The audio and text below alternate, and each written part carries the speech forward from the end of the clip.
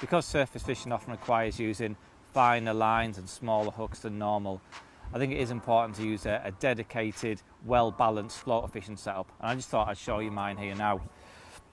This is a Horizon X 12 foot 2¼ pound test curve, and it's a lovely soft through action rod.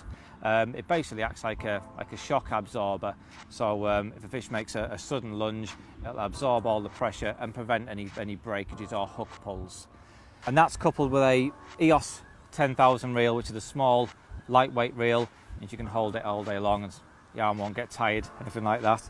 That is loaded with 12 pound surface mainline, which is a dedicated floater fishing mainline, as the name suggests, which does actually float. You'll be surprised how many on the market don't actually do that.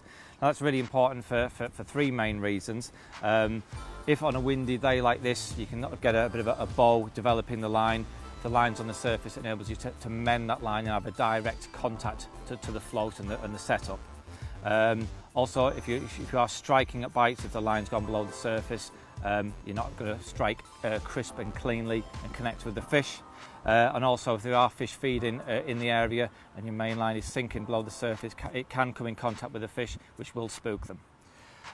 Coming up to the actual business end of the tackle, I have one of the Exocet controller floats.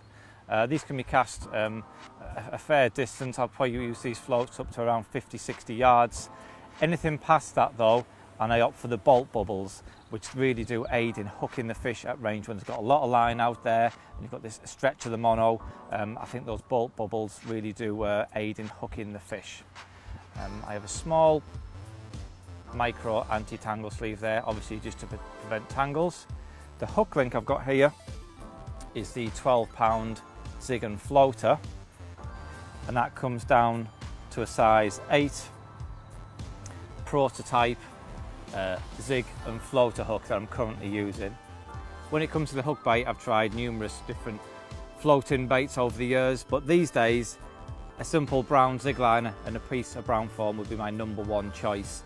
I just think that when it's mixed in amongst all those various size floaters, it just seems to blend in really well. And also any carp viewing that hook bait from below, when it's silhouetted against the sky, I just think the hook actually becomes almost masked by the silhouette of the foam and the Zig liner, and they seem to view it with very little caution indeed.